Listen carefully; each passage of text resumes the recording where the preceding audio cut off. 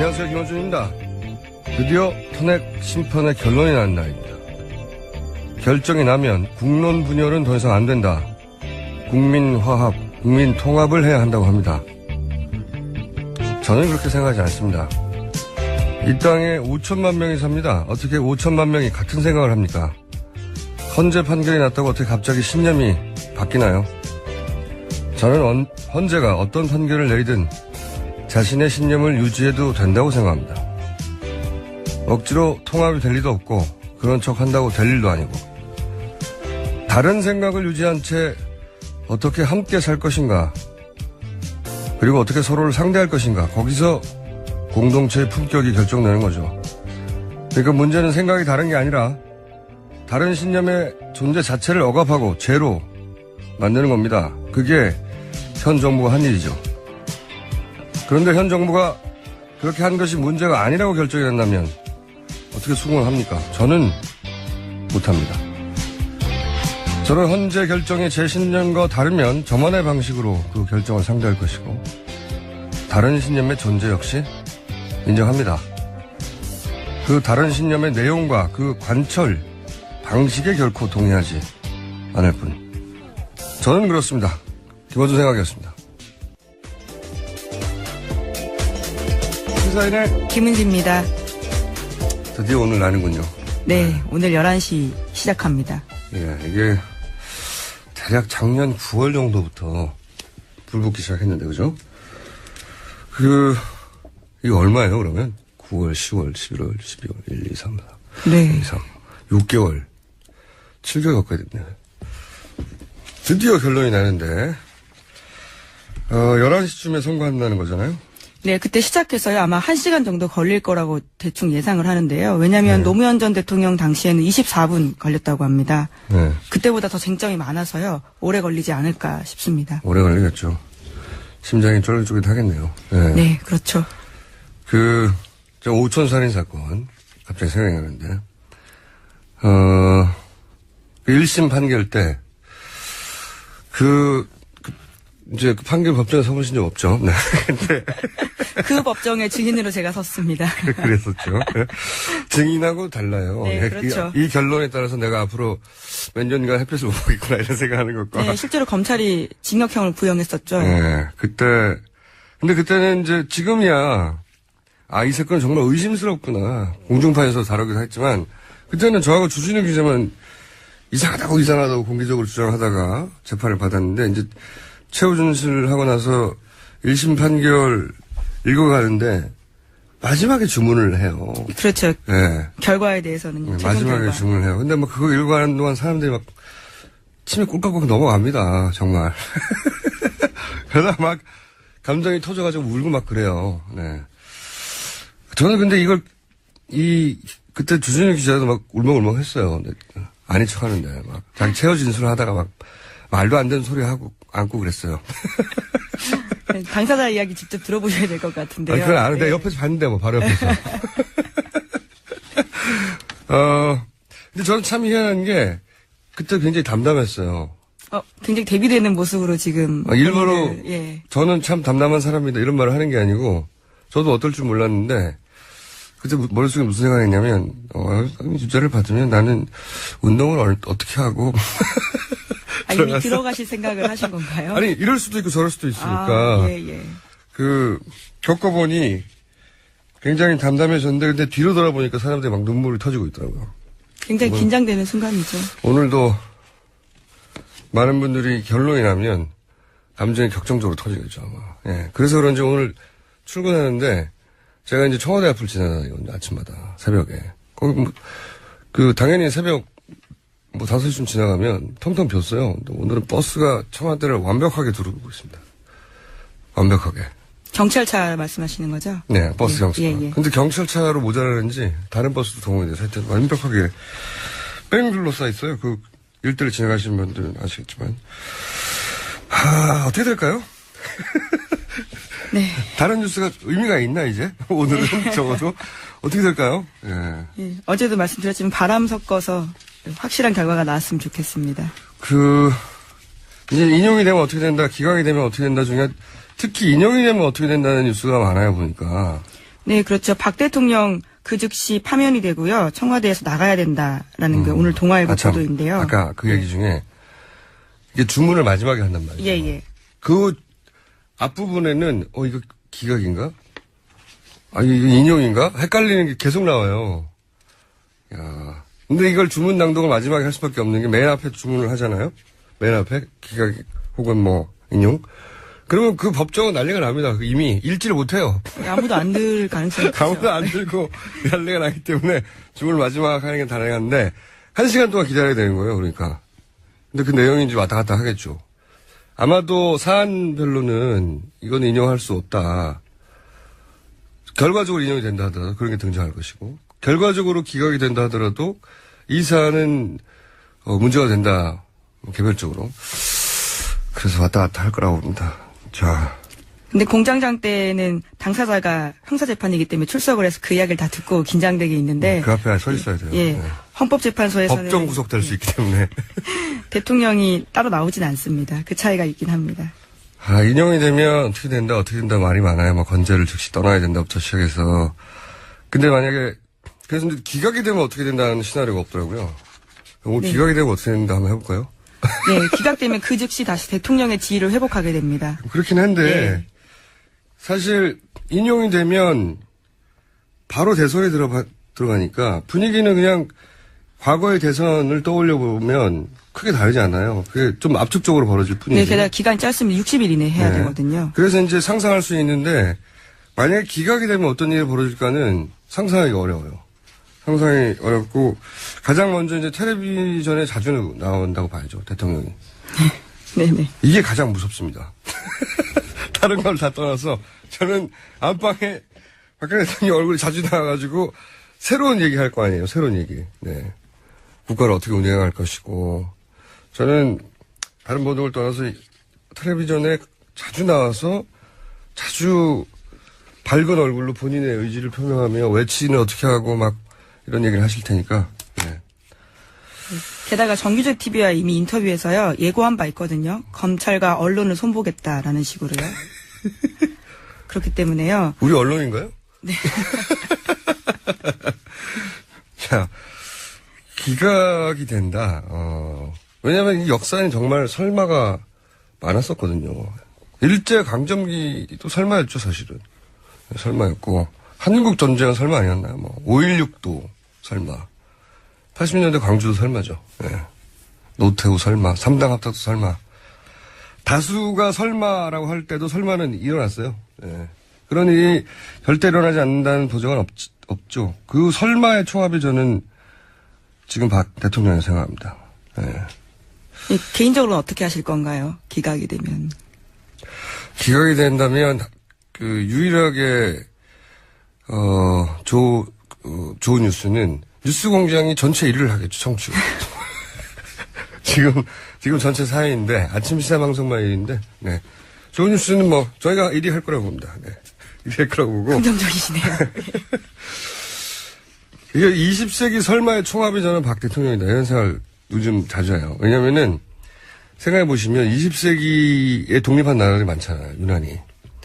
근데 그 나라들 중에 식민 시절에 식민지 군대 장교가 돼서 독립군을 잡던 사람이 나중에 대통령이 된 나라는 없어요. 그 반대죠, 대부분. 독립군 장교를 하다가 대통령이 되는 거지.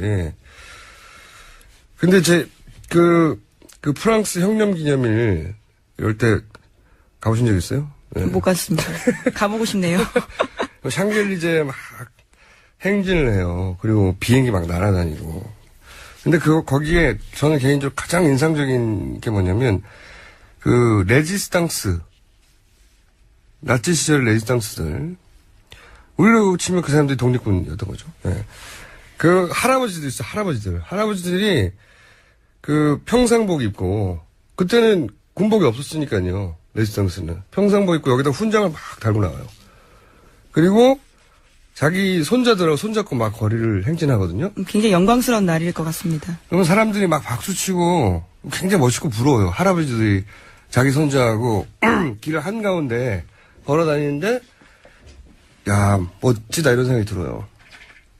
그게 이 독립군이 마땅히 받아야 할 대우인데 우리나라 독립군들은 지금 대부분 가난하잖아요. 네, 저희도 한번 기사 쓴 적이 있는데요. 정말 3대가 가난하다라는 걸 실제적으로 입증한 바가 있습니다. 그때 재산 다 썼죠. 예. 그래서 자식을 돌지 못해서 교육도 제대로 못 받았죠. 네네. 그다음에 독립이 된 다음에 정부가 챙겨줘야 되는데 안 챙겨줬잖아요. 지금도 가난해요. 반대로 일제시대에 이 부역했던 사람들은 부자거나 재벌 많아요. 예. 20세기 뭔가 크게 잘못된 거죠, 크게.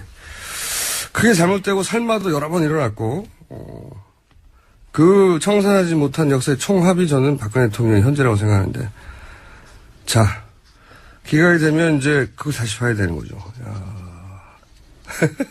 네, 언론과 검찰을 손본다고 했으니까요. 당장 검찰 수사 일이 한다니까요. 일이 해요, 우리가. 일이 하는데, 네. 정치권에서는 이런 일이 벌어지죠. 아마 개헌 얘기를 제일 먼저 할 것이고. 예. 왜냐하면 지금 개헌이라는 거는 단독으로 집권할 수 없는 세력들끼리의 지분 계약 이런 거거든요. 예. 혼자서 못하니까 공동으로 집권하되 대신 권력을 이렇게 나누자. 예. 본질이 그거죠. 촛불 집회는 더 커지겠죠, 아마도. 예. 대통령은 식물 대통령이 되겠죠. 인정하지 못하는 분이 너무 많으니까, 이제는.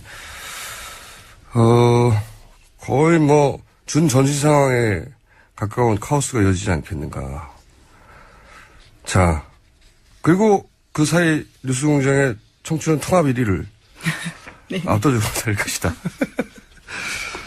자, 기각 얘기가 없어가지고, 기각 가설도 한번 제가 얘기해봤습니다. 자, 오늘은 다른 뉴스가 별로 귀에 들어오지 않을 것 같긴 한데, 네. 다른 뉴스 몇 가지만 읽어볼까요? 네. 네. 어제 시사인이 보도했는데요. 이미 정유라 씨가 최고 성적을 거뒀던 인천 승마장에 대해서 대통령이 각별한 관심 가졌다라는 보도는 있었는데 네. 이와 관련해서 안종범 전 수석의 업무 수첩에도 네. 박 대통령이 인천 승마장을 꼼꼼하게 챙긴 정황이 드러났다. 정범실록이 확인됐군요. 예, 네. 예. 마사회와 승마협회와 같은 내용들이 다 등장하고요. 박상진 사장 이름도 나옵니다. 그러니까요. 이게 승마협회 마사회를 통해서 무슨 일이 일어났었는지 이게 저는 말특검을 따로 해야 된다고 봅니다. 말특검. 말 관련 특검을 따로 해야지. 너무 많아요. 이상한 일이. 아직 다 챙겨보지도 못한. 자, 금메달 땄으니까. 예. 거기서 네. 금메달 땄기 때문에 승마장이 정말 많은데 그중에서 금메달을 딴 승마장 거기를 어떻게 하려고 했다. 네, 애착을 가지고 챙겼다라는 거죠. 그리고 거기에 마사회 특마협회가 동원했다. 마사회 또 나옵니다. 마사회 말특검해야 한다. 인용되면 그렇게 생각하고요. 자, 다음 뉴스는요. 네, 정유라 씨 도피를 도운 데이비드 윤 씨가 독일어로 쓴 편지가 공개됐는데요. 시사인이 어제 또 공개했습니다. 네, 이 편지에는 데이비드 윤 씨가 누군지 잠깐 설명드리면 예, 최순실 씨의 독일 행적의 키맨이죠. 그렇죠. 독일 네. 집사라고 불리는 사람입니다. 네, 이분의 편지가 입수했다. 네, 그 내용을 보면 박 대통령 최순실 씨와의 관계도 나오고요. 또 관련 사업체에 대한 이야기가 나오는데 이런 이야기입니다. 내 아버지가 이제 한국 대통령의 삼촌이 된다. 여기서 아버지는 이제 최순실 씨가 독일에 처음 갔을 때 정착을 도와준 당시 제독 한인협회 회장. 네. 네, 윤남수 씨라고요. 예, 데이비드 예. 윤의 아버지입니다. 당시 윤남수 씨를 최순실 씨는 오빠라고 불렀다고 하고요. 예. 박 대통령은 삼촌이라고 불렀다고 네, 그런 합니다.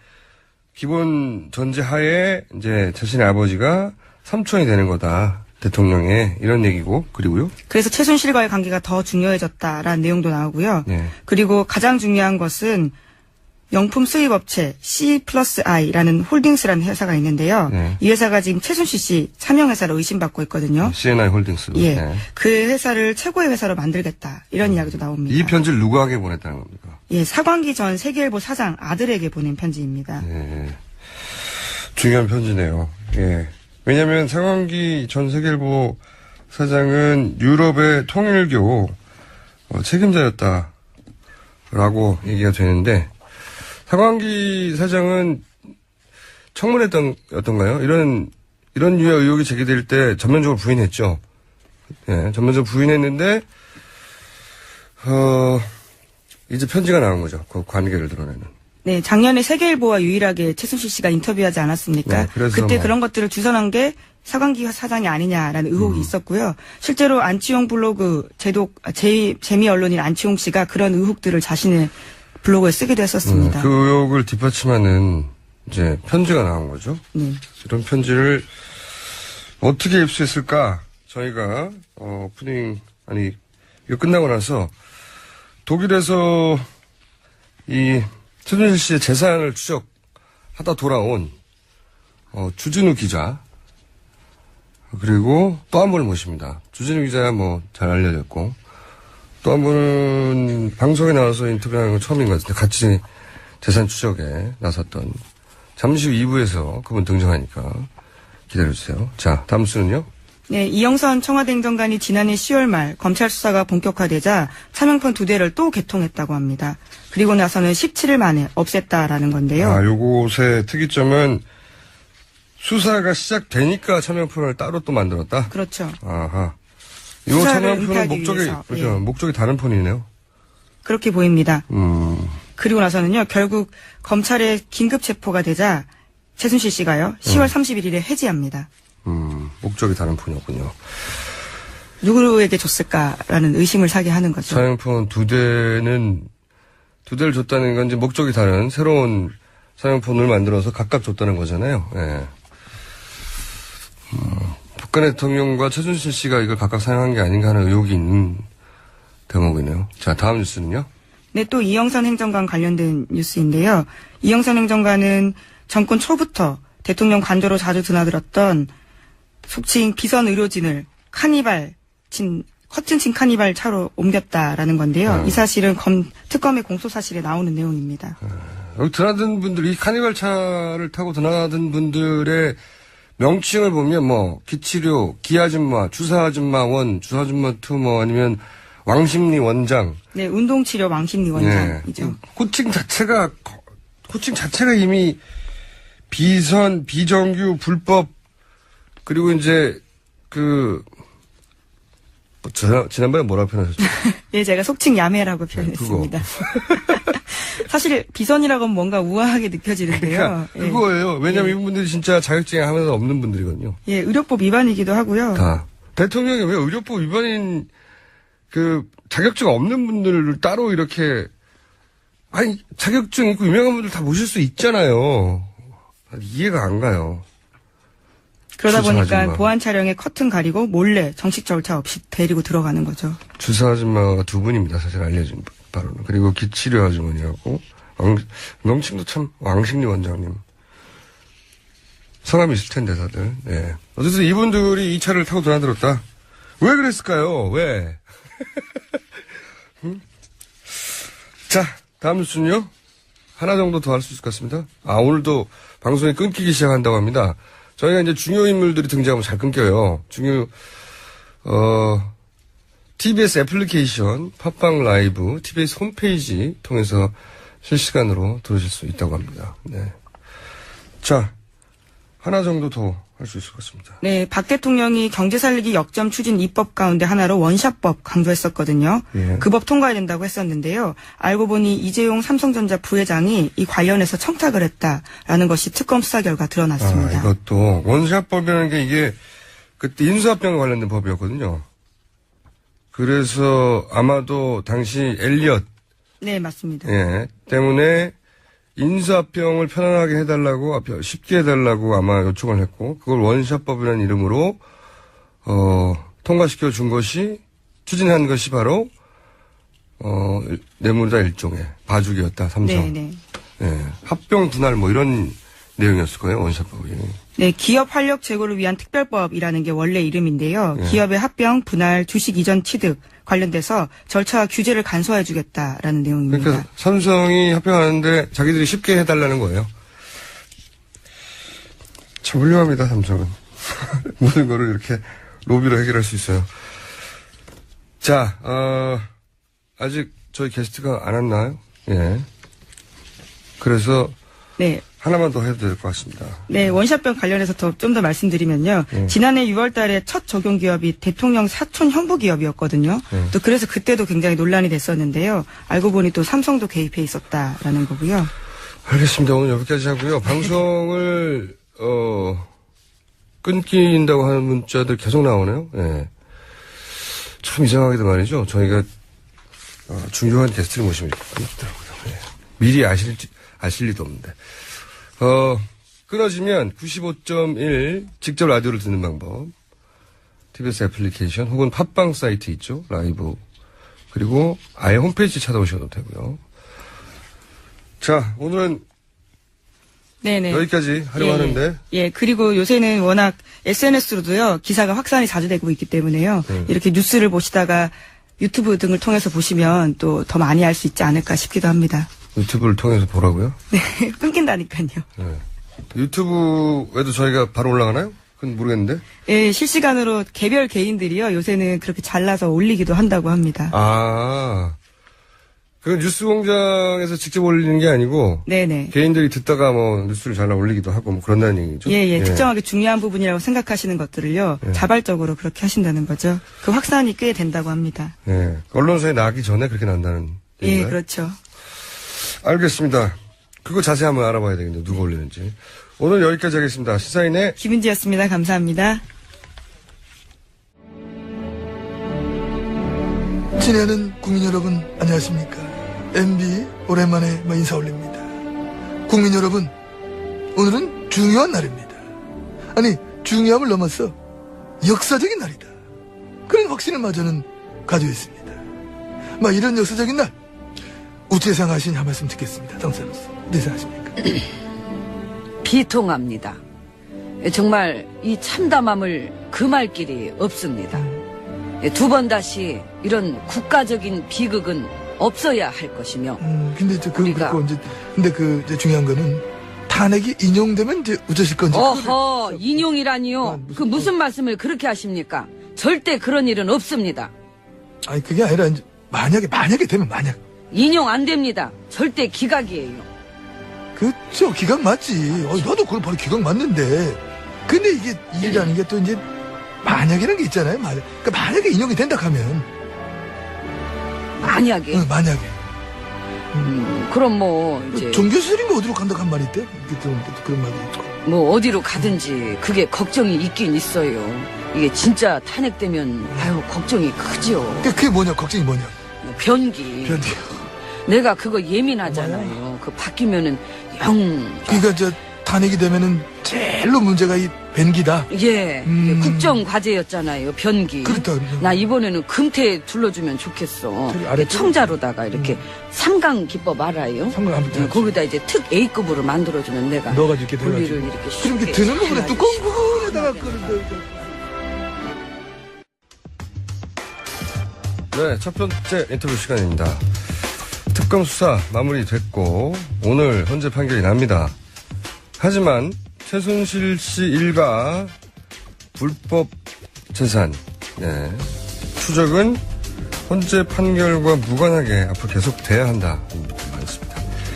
이 부정축제 재산을 추적하고 있는 분들입니다. 시사인의 주준희 기자 나오셨고요. 안녕하십니까. 네. 여기까지는 뭐 흔히 듣는 이름인데 이분은 방송에 처음 나오신 분입니다. 안원구 전 대구국세청장. 예. 안녕하십니까. 안녕하세요. 네. 청장님 네. 방송 처음 하십니까? 그렇습니다. 네. 말을 좀 길게 하세요. 생방송 처음 하시죠? 예. 사실 이 생방송이 처음이라 망설여졌습니다. 네. 근데 제가 그 유행가를 부르면은 가스펠송이 되고 드라마를 이야기하면 다큐가 되기 때문에 이 방송의 격을 떨어뜨릴까봐 사실 출연 자체를 좀 망설였습니다. 국장님이 한 말 중에 제일 웃겼어요, 지금껏. 자, 청장님이 이제 이렇게 평생 방송을 해본 적이 없는 분인데, 이렇게까지 방송에 나오게 된 것은 이 최순실과 재산을 찾는 활동을 시작하면서부터 이렇게 된 거예요, 결국은. 그렇습니다. 맨 처음 궁금합니다. 왜 국세청장을 하시던 분이 최순실 일가 재산을 찾아내야겠다고 결심을 하신 거예요? 예, 맨 처음에는 사실 저는 크게 관심이 없었습니다. 그런데 청와대 그 고위 관계자들이 청문회 과정에서 고위 관계자 누구요? 그때 김기춘 비서실장과 네. 그 김장수 그 네. 안보실장이 당시에 그 세월호 당시에 그 대통령께 보고했는 과정을 설명하는데 너무나 말이 안 되는 이야기를 하고 계시고 특히 어떤 부분이 저건 말이 안 된다고 생각해요? 그 당시에 그분들이 위치가 대통령을 대리해서 그 상황을 정리를 해야 될 분들 아닙니까? 예, 예. 꼭 보고를 했다고 하는 것이 다가 아니죠. 예, 예. 그분들 입장에서는 대통령이 안 계셔도 그 일을 대행을 해서 추진해야 될 분들이 보고했는 걸 가지고 그냥 문제를 자기는 다 할 거 다 했다. 그리고 그분들은 대통령이 어디 있는지 모르면 안 되는 분들이고 그렇습니다. 알려면 죽지 않은 분들인데. 당연하죠. 예. 그래서 그분들의 그 방송에 나와서 그걸 떳떳하게 이야기를 하시더란 말이죠. 거기서 열받으셨구나. 예, 그렇습니다. 그래서 그 당시에 이제 그 청문위원으로 있던 안민석 의원한테 전화를 했죠. 아, 잘못 전화하시긴 한 건데. 하필 안민석 의원에게 전화하셔가지고. 그 전화한 게 지금까지 오게 된 하나의 뭐. 그래서 안민석 의원에 전화하셨고, 그럼 같이 일을 해보자. 그렇습니다. 전화하고 그 다음 날 납치돼서 저희들하고 독일에 다녀오셨죠. 바로 다음 날. 자, 독일에서 실제, 이제, 물론 주진우 기자도 자금추적을 오래 해왔고, 안민석 의원도 거기 크게 관심을 가지고 해왔는데, 적어도 이런 부분에 대해서는 이제 청장님이 전문가를 할 수 있지 않습니까? 예. 숨겨진 자산을 찾는다든지, 돈을 추적한다든지, 우선 독일에서 최순실 일가의 은닉 재산이 있을 것이라고 생각하고 독일을 2번이나 갔다 오셨는데 기억에 남는 것부터 우선 말씀해 주세요. 사실 처음 여기에 제가 참가하기 전에 저한테 그 자료를 준 게 하나 있습니다. 이분들이 그 추적하는 과정에서 예. 제가 이제 2번째 독일을 가게 됐는데요. 그 자료를 보니까 너무나 이상한 모습으로 저한테는 다가왔고. 전문가가 딱 보기에. 네, 예. 이거는 그냥 바로 이 자체가 문제다. 어떤 자료를 보고 그렇게 생각해요? 당시에 그 계약서인데요. 예, 앞으로 또 이야기를 하겠습니다만은 그 계약서 내용을 보면 이 너무 정상적이지 않은 그런 계약이 나옵니다. 일부만 알려주세요. 금액도 한 2천억이나 되고요. 2천억이요? 예. 그래서 2천억짜리 계약서를 보셨는데 그 계약서 내용이 예. 너무나 그 상식적이지 않는 그런 부분들이 있고. 그게 뭐가 너무나 상식적이지 않은지 좀만 설명해 달라고요. 방송 처음이니까 좀 대본대로 하세요.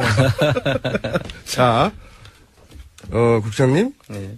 혼자만 너무나 이상하시면 안 되고요. 방송을 듣는 모든 분들이 왜 그래서 이상했구나 이렇게 이해가 가야 되니까. 네, 안원구 전 청장님께서 네. 국세청 조사국장을 하셨고요. 그러니까요. 청와대 민정실에 계셨고 정책실에 계셨습니다. 청와대도 경험하셨고 국세청장이셨기 때문에 네. 다 아는 얘기거든요. 그리고 이게. 국제조세관리관을 하셔서 해외 재산이 어디에 숨겨졌는지 그리고 재산을 어떻게 쫓아야 되는지 가장 잘 아는 재산 추적 전문가라고 할 수 있습니다. 그래서 전문가의 눈으로 보기에 그 2천억짜리 계약서가 왜 이상했냐. 네. 그걸 좀 설명해 주십시오. 네, 그 계약서를 보면요. 예. 우선 그 계약서에 그 최초에 그 3년간에 걸쳐서 2천억이 들어오는데요. 3년에 걸쳐서. 들어오고 그 다음에 그 2천억이 나중에 다시 또 되돌려 줄 수 있는 겁니다. 그리고 그 재산이 2천억이라는 게 그분들이 가지고 있는 주식의 70%입니다. 아이고 국장님, 제가 한마디 할게요. 제가 설명을 잘 못하는데 네. 제가 국장님보다 조금 더 할 수 있을 것 같아요. 최순실 씨 집안에 아니, 그게 회사가 심각한 얘기인데 만담이 되고 있습니다, 이거. 최순실 씨의 집안에 회사가 하나 있습니다. 회사가 하나 최순천 있습니다. 씨의 네. 회사인데. 자, 잠깐만. 참고로 제가 원래 대본이 원래 방송에는 있거든요. 그래서 네. 방송 대본을 미리 드렸고 그랬더니 막 열심히 공부를 해오셨는데 제가 대본이 없는 질문을 하자 이렇게 된 겁니다. 네. 제가 잘못한 겁니다. 자, 그럼 주진우 기자 설명해 주세요. 최순실 씨 집안에 서양 네트워크스라는 큰 회사가 하나 있습니다. 네. 최순실 씨. 최순천 씨의 동생 그렇죠. 회사죠. 예. 그 회사에 있는데 회사에 돈이 2천억 원이 들어옵니다. 그러니까 투자가 들어오죠. 3년에 걸쳐서. 네, 3년에 걸쳐서. 근데 그 투자가 투자 조건과 계약을 보면 굉장히 이상하다는 말을 하고 계십니다. 국장님, 어려운 건. 사실 그 계약서 내용에 보면 이 2013, 14, 15년도에 걸쳐서 주식 그 서동건 씨와 최순천 씨가 가지고 있는 주식의 70%를 그럼 회사를 아예 인수하는 거잖아요, 사실상. 먹는 거죠. 그렇죠. 예. 경영권을 다 넘겨주는 거죠. 예. 그런데 이 70%를 2천억이 들어온다니까 전체로 보면 약 한 3천억 정도 재산 가치가 있다는 거죠. 예. 그런데 그 3천억 되는 것 중에서 2천억을 70%의 주식을 사가지고 갑니다. 예. 그런데 사가지고 갔으면 보통 일반적으로 그것이 끝이죠. 예. 그런데 2015년에 다시 또 대사갈 수 있도록 거기에 대해 해놓고 있습니다. 그런 건 저도 처음 들어봤습니다. 예. 회사를 2천억이나 투자해서 샀어요. 예. 샀는데 그걸 다시 사갈 수도 있도록 해놨다고요? 그렇죠. 그리고 또 그 2천억을 투자를 한 데가 네덜란드에 있는 페이퍼 컴퍼니예요. 알고 봤더니. 예, 알고 봤더니 그리고 페이퍼 컴퍼니에다가 홍콩으로 해서 들어오는데 그 페이퍼 컴퍼니에 들어간 돈의 원천이 AEA라는 그 펀드에서 들어오는 겁니다. 예. 그래서 그 지역도 그렇고 예. 또 다시 대사 갈 수 있다는 것도 그렇고 해서 이 문제가 있는 것 같다라고 하면서 살펴보다 보니까 예. 또 공교롭게도 2013년도에는 예. 이 서양 그 네트워크스라는 회사가 예. 최순실 씨 가족이 운영하는. 최순선 씨의 서동검 씨의 회사가 예. 그 세무 그 조사를 유예를 받을 수 있는 그 모범 납세자 상을 받습니다. 예. 2013년도에. 예. 그래서 그건 어떤 의미가 있습니까? 그렇게 되면? 모범 납세자 상을 받게 되면은 그 해에 그 세무조사가 없이 예. 그 유예를 받을 수가 있습니다. 그래서 돈을 들고 나가는 거를 조사를 일단 안 당하게 되죠. 안 당하게 된다. 그래서 이거는 상당히 그 모든 것이 기획된 내용으로 볼 수밖에 없고 그래서 이게 반드시 한번 확인을 해봐야 되겠다 하면서 제가 여기에 이제 합류를 하게 된 것이죠. 그러면 의심하시기로는 그 돈이 그런 조건으로 투자됐다가 빠져나가는 게 너무 이상하다. 그렇죠. 의심되시기로는 그 해외에 있던 최순실 씨의 자금이 숨어있던 자금이 합법적으로 들어오는 루트로 삼은 것이다. 이렇게 이해하셨습니까? 그럴 수도 있다. 일단 합법적인 루트는 큰 루트의 의미라기보다는 그 돈의 2천억이 과연 그 회사 가치가 그것도 네덜란드에 있는 펀드가 한국에 있는 회사의 가치를 어떻게 평가할 것이며 그 돈이 2천억이나 그 평가가 되는 금액인지에 대한 의심이 먼저 들었고요. 먼저 들었고 그건 당연히. 그다음에 2천억이라는 돈을 한국에다 투자한 그 자금의 원천이 과연 어디일까 하는 의심이 들었고요. 그러니까 숨겨져 있던 비자금이 그런 식으로 한국으로 들어올 수도 있다라는 생각이 들었죠. 하셨군요. 예. 자, 그래서 독일을 가셔서 그 네덜란드 회사를 가봤더니 주준 기자가 거기 가봤다는 거 아닙니까? 네. 갔더니 아주 시골 마을입니다. 변두리 시골 마을에 그냥 덩그러니 집 한 채가 있습니다. 3층짜리 집 한 채가 있는데 1층 사무실을 그것도 나눠서 쓰는 전형적인 페이퍼 컴퍼니였습니다. 그래서 제가 2천억을 투자할 만한 회사면 어마어마한 빌딩이 있어야 되잖아요. 예. 그런데 사무실도 나눠 썼고요. 그리고 그 사무실 나눠 쓰는 사무실에서도 회사가 3개가 굴러가고 있었는데 요 스튜디오보다 커요? 더 작죠. 이 스튜디오 절반만 합니다. 그리고 있는 사람들도 전체 있는 사람이 2명이었고요. 지나가는 분들이 몇 명 있었고. 그래서 돈을 투자하기로는 뭐 좀 무색한 그런 규모였습니다.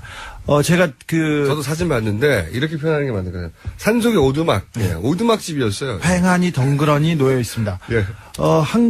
서양 네트워크스가 아이들 옷을 파는 그런 섬유회사인데요. 그냥 예. 옷 회사인데 우리나라에 있는 그 의류 옷 회사에 해외에서 수천억대, 수백억 대라도 투자한 그 액수가 투자된 경우는 없었습니다.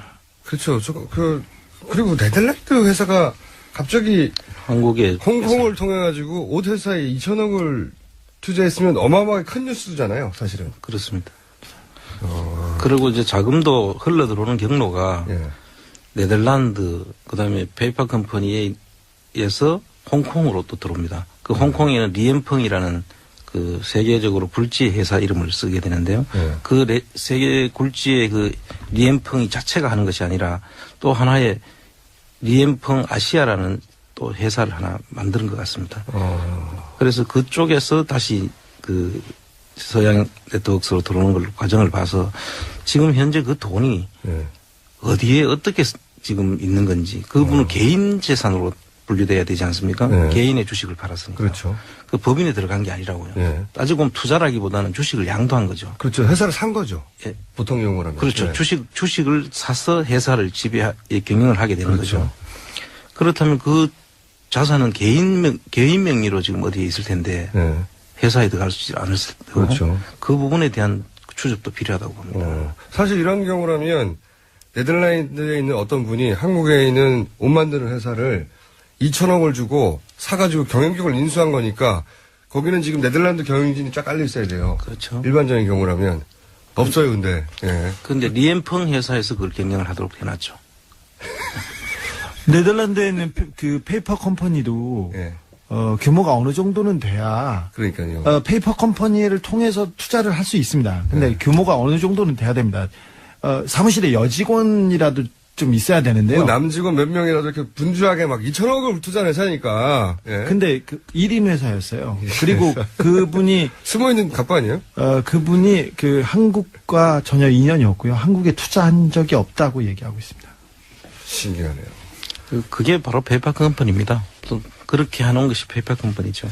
자, 이게 한 예입니다, 한 예. 제가 앞에 이번에 가셔서 뭐 인상적이었던 이야기 한번 해달라고 했더니 이야기가 길어졌습니다. 내용이 제가 보기에는 방송을 많이 하시면 대략 2분 내에 끝낼 내용이었거든요. 그걸 제가 10여 분 얘기했고. 괜찮습니다. 왜냐하면 제가 이럴 것 같아서 3부도 털었어요. 네, 3부에도 계속 나오실 수 있기 때문에. 이거는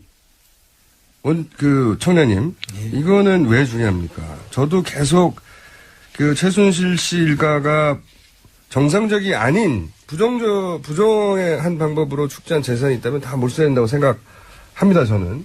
근데 그 중에서 특히 지금 해외 재산 추적에 이제 집중하시는데 이 해외 재산 추적이 왜 중요합니까?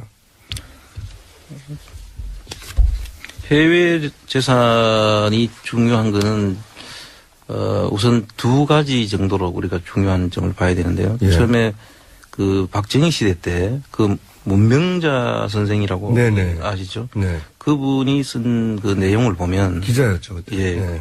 대기자셨는데 이분이 그 박정희 시대의 그 자금 그 비자금 은닉 관련된 내용들을 기록한 게 있습니다. 그 내용을 보면 그 당시에 그 김성곤 씨가 기업들로부터 자금을 만들고 주로 석유 회사 또는 뭐 농산물 수입하면서 그다음에 뭐 섬유 수출의 커터량을 조정하면서 이런 등등으로 해서 자금을 형성한 게 나오고요. 그 자금들을 중간에 그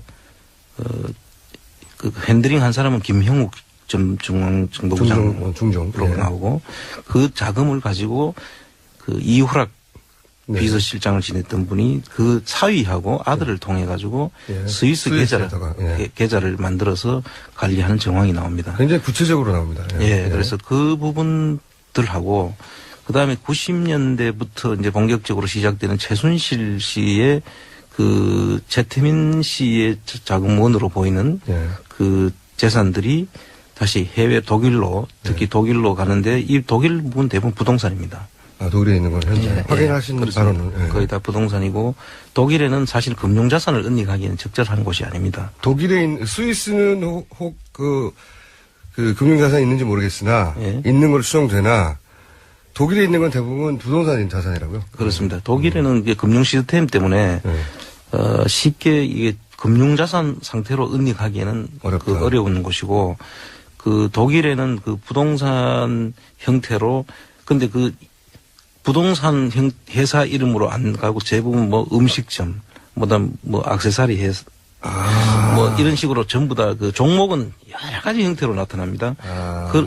그냥 땅이 아니라 건물을 차명으로 사고 그 건물에 누군가 입주해서 살게 하고 뭐 이런 거군요. 그렇습니다. 아. 대부분 뭐 주택도 일부 있고요. 아. 그래서 그 재산들이 지금 현재까지 저희들이 파악한 걸로는 그 부동산은 사실 숨어 있고 네. 전부 다 앞에는 다른 종목들이 음식점 뭐 액세서리 회사 그냥 뭐 일반 그 호텔 뭐 이런 식으로 해서 숨겨져 있죠. 아. 그 겉으로 보면은 멀쩡한 회사죠. 그렇군요. 그런데 사실은 전부 다 그 부동산을 은닉하는 실제 주인은 따로 있는. 그렇죠. 그 법이 개연배아라는 법인 유한회사를 만들어서 그 안에 다 숨겨놓는 형식입니다. 자, 그러면 이게 언제부터 어떻게 시작된 건지 주진우 기자. 심심해서 놀고 있는 것 같은데. 예. 저는 뭐 최순실 씨의 은닉 재산, 뭐 최순실 씨의 재산이라고 보지 않고요. 네. 박근혜 최순실의 공동 재산이라고 보기 때문에 그런데 애초에 이 출발은 사실은 이 관련해서 저희가 최태민 씨의 의붓 아들이죠. 가족들만 알고 있는 건데 있을 수 있으니까요. 조영래 씨 얘기를 들어보면 결국은 박정희 대통령 뭉식 돈으로부터 시작됐고 그것이 최태민 씨로 넘어갔고 최태민 씨에서 그 최순실 때로 넘어갔고 그 돈이 종잣돈이 이렇게 쭉 흘러온 거거든요. 네? 그렇습니다. 박정희 대통령 시절에 미 프레이저 보고서, 국무부에서 조사한 프레이저 보고서를 보면 박정희 대통령이 비자금 계좌를 스위스에 만들어서 차관이라든지 그리고 해외에서 들어오는 돈의 퍼센티지를 네. 뽀찌를 띄었죠. 그래서 계좌를 만들고 재산을 은닉했습니다. 박정희 대통령의 주변 사람들, 김영욱, 박종규, 차지철, 이우락, 이런 모든 사람들이 스위스의 계좌를 가지고 있고요. 뉴욕 주변에 대저택을 가지고 있습니다. 이런 식으로 재산을 해외로 은닉했는데, 1979년 박정희 대통령이 12.16으로 가시고 나서 스위스 계좌에 대한 정리가 잘 되지 않았다고 저는 듣고 있어요. 그래서 그 이후에 그 재산이 어느 정도는 남아서 스위스와 독일로 이렇게 흘러들었다고 합니다. 스위스 금융 관계자들을 이렇게 보면 스위스의 한국 사람 계좌로 보이는 괴자금, 굉장히 많은 자금들이 계속해서 왔다 갔다 합니다. 채권 시장에서도 그렇고 금리 시장에서도 그렇고. 그런데 그 부분의 상당 부분은 저는 박정희 대통령과 관계가 있는 돈으로 보고 있습니다. 그래서 그 돈이 스위스를 기반으로 그 근처에 있는 독일로 80년대, 90년대 이렇게 움직이면서 이게 현금화보다는 부동산이나 다른 회사로 만들어지고 있다고 봅니다. 1992년도에 유벨이라고, 정윤회, 최순실, 그리고 유아무개 씨라는 사람이 직접 회사를 만들면서 그게 첫 번째 페이퍼 컴퍼니? 아니요, 그건 회사죠. 근데 거의 페이퍼 컴퍼니인데. 네. 다 회사 페이퍼 컴퍼니인데. 페이퍼 컴퍼니죠. 최순실의 이름이 92년에 처음으로 독일에 지금 뭐 수백 개가 될지 수천 개가 될지 모른다고 하는 페이퍼 컴퍼니 첫 번째가 출발한 겁니까? 네, 그렇습니다. 아하. 그리고는 그 이후에는 몇몇 페이퍼 컴퍼니나 컴퍼니를 통해서 보이는데, 최순실 씨가 독일에 올 때마다 80년대, 90년대 독일에 올 때마다 호주머니에 3만 유로 정도, 3만 유로, 5만 유로를 들고 다녔어요, 항상. 굉장히 큰 돈이죠. 그리고 그 돈을 항상, 모든 돈을 현찰로 썼습니다. 90년대, 2000년대 지나서 독일의 마장에서 아시다시피 장시호 씨하고 정유라 씨가 승마를 하지 않았습니까? 말을 살 때 30만 유로, 50만 유로를 현찰로 내서 독일 현지인들이 다 까무러칠 정도로 놀라는 그런 일이 있었습니다. 참 정리가 안 되게 얘기합니다. 그러면 다시 찬찬히 거슬러 올라가가지고. 질문이 꼬여서 그렇습니다. 92년에 처음으로, 소위 페이퍼 컴퍼니를 만든 거죠. 그렇습니다. 네, 거기에 최순실, 정윤회, 그리고 또 한 사람이? 유아무개 씨라고. 유안무개 씨. 이 회사 이후에도 페이퍼 컴퍼니 흔적을 많이 발견하셨어요? 그렇습니다. 그 뒤에도 뭐 여러 군데서 나타나죠. 페이퍼 컴퍼니. 숫자는 다 세어보진 않았지만, 예. 설립했다가 청산했다 하는 것까지 따지면은 뭐 엄청난 숫자가 되죠. 국내에서도 하던 일이니까요. 그렇습니다. 똑같은 하던 일인데 만들었다가 없애버리거나 만들었다가 이름을 바꾸거나. 예. 그런 형태로. 그 독일에서도 그게 계속 반복됩니까? 그렇습니다. 그때 이제 독일의 교포들 이름을 쓰죠. 아, 본인이 직접 등장할 수가 없으니까. 92년도에 처음에 등장을 했다가 예. 98년도에 없어진 다음부터는 예. 그 본인들 이름은 사라집니다. 아, 예. 예. 그래서 그 뒤에는 아예 그분들의 이름은 등장을 하지 않고 그 뒤부터는 그 조력인들이 중심이 돼서 이루어지는 걸로 봐서는 일종의 점조직 같은. 그래서 사실 어떤 한 줄기, 한 세 갈래 정도 줄기로 저희들이 보고 있는데요. 예. 그 줄기를 벗어나면 자기들끼리도 사실 잘 모르는 것 같아요. 그러면 세 가지 정도 줄기라는 건 어떤 줄기입니까? 어떤 특정 종교인 쪽 라인이 하나 있고, 그 다음에 이제 기업인들, 그러니까 그 한독 경제인회를 중심으로 하는. 그 유명한 한독 경제인회. 예. 쪽을 중심으로 한 라인이 하나 있고, 그 다음에 아까 지금까지는 아직 확정할 수는 없는데, 유아무개 씨처럼 교민들을 중심으로 해서, 물론 그 안에는 다 이렇게 교민들은 뭐 이름은 다 섞여 있습니다만, 크게 한 세 갈래 정도로 봐야 되잖아요. 종교 라인, 기업 라인, 교민 라인. 세 가지 정도가 뒤섞여 있지만 크게 분리하자면 그렇게 카테고리가 나뉜다. 예. 카테고리를 나눌 수 있었다는 건 샘플들이 많이 있었다는 얘기네요. 그렇습니다. 자, 대략 한 10분 내에 끝낼 얘기를 20분 정도 했습니다. 저희가 잠시 쉬었다가 3부에서 주진우 기자 그리고 안원구 전 대구지방국세청장님과 함께 최순실 해외 자금 추적에 대한 이야기 이어가겠습니다. 3부에서 뵙겠습니다. 최순실과의 해외 재산을 추적하고 있는 분들은 2부에 이어서 만납니다. 시사의 주진우 기자 그리고 안원구, 저희 문자로 안헌구 등등 여러 가지 이름이 등장하고 있습니다만 안원구 전 대구지방국세청장님 나와 계십니다. 자, 2부에 이어서 제가 이 질문을 청장님한테 드려볼게요. 처음에 합류하셨을 때 오랜 시간 이 재산을 추적해왔던 주진우 기자나 안민석 의원이 이런저런 얘기를 막 했을 거 아닙니까? 이런 식으로 돈이 이제 해외로 빠져나갔다. 네. 전문가가 보시기에 처음에는 그럴 리가 없다고 생각하지 않으셨을까요? 네, 처음에는 저도 안 믿었죠. 독일에 같이 안 가시려고 하더라고요. 그럴 리가 없다고? 네. 저를 좀 소원하게 또 보고. 그랬었습니다, 사실. 네. 근데 이제 처음에는 믿을 수가 없었죠. 지금도 아마 우리 국민들이 대부분 처음에 그렇게 믿고 있을 겁니다. 저하고 똑같이. 그런데 그 당시에, 반신반의하면서 거의 사실, 아까 주 기자가 말씀하셨지만은. 끌려가셨어요? 끌려가다시피 갔죠. 근데 가서 확인하면서 이거는 정말로, 이거는 내가 해야 될 일이다.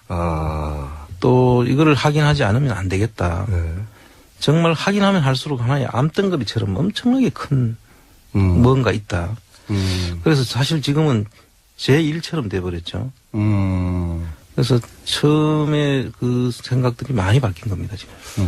저희가 독일 취재 갈 때마다 생각하는데 프랑크푸르트는 거대한 순실의 왕국 같아요. 공항에 내리지 않습니까? 그러면 최순실 씨 집안의 보모조차도 VVIP 대접을 받았어요. 그 항공사와 영사관과 모든 데서 도움을 받았고요. 그리고 은행, 그 다음에 다른 한인 단체들, 종교 단체들이 최순실을 가를 위해서 유기적으로 움직이는 게 지금도 보입니다. 근데 이제 그 얘기를 처음에 들으실 땐 설마 그럴까 싶었는데 가서 이제 본인으로 직접 확인하고 서류들을 보고 기타 확인을 해 가는 과정에서 맞구나 하고 이제 생각하셨군요. 그렇죠. 하나하나가 다 처음에는 반신반의했던 것이 직접 그 증인들을 통해서 증언을 듣고 또 서류를 보고 직접 현장도 가보고 저희들이 지금 할 수 있는 건 지금 다른 방법은 없습니다. 서류를 우리가 수사권이 있거나 조사권이 있는 상태가 아니기 때문에 그분들 말을 듣고 이제 크로스 체크를 하고 이렇게 이제 현장도 직접 가서 보고 이랬는데 거기 페이퍼 컴퍼니 있다고 하면 거기 가서 진짜 페이퍼 컴퍼니인지 아닌지 가늠해보고 가보고 거기에 있는 사람들을 만나서 대화도 해보고 그 정말 발로 뛰고 만나고 현장에서 전부 다 지금 저희들이 확인을 하고 있죠. 그래서 그 상태를 보면 볼수록 처음에는 긴가민가 했던 이야기들이 희한하게 전부 다 하나씩 딱딱 맞아 떨어지는 겁니다. 그래서 이게 뭐지 하는 지금 정말 뭐 홀린 것처럼 그냥 단순하게 듣던 이야기인데 가서 그럴 일 없어 하다가 정말 그렇게까지 했을까 했는데 가서 들어보면 그게 다 현실로 나타나니까 충격이셨겠어요, 처음에. 상당히 충격이었죠. 그리고 지금은 이제 이 거대한 암덩어리 내가 제거해야 되겠다 이렇게 생각하시는 거예요? 그렇습니다. 거대한 암덩어리. 자, 그러면 이번에 독일에 간 그 성과는 뭡니까, 주진우 기자? 이번에 갔을 때는 최순실 씨가 독일에 정착하는 처음에 초기에 어떻게 최순실 씨가 독일 사회에 들어가서 그 인연을 맺고 그다음에 어떤 기반으로 사업을 시작했는지 그런 부분을 확인했습니다. 80년대에 임정평 교수라고 법대 교수라고 합니다. 그 교수의 소개로 최순실 씨가 독일에 있는 교민 회장 그다음에 그리고 그 기둥 역할을 하는 그런 분들 2-3명하고 인연을 맺습니다. 그리고는 같이 어울려 다니면서 그 재산에 관련된 회사를 만들고 그다음에 일을 하기 시작합니다. 독일에 오랫동안 이제 기반하고 있던 교민들하고 이제 결합하는 과정이 초기에 있었던 거군요. 네. 처음에 최순실 씨는 그 3스타의 딸이라고 소개를 받았어요. 본인을. 네.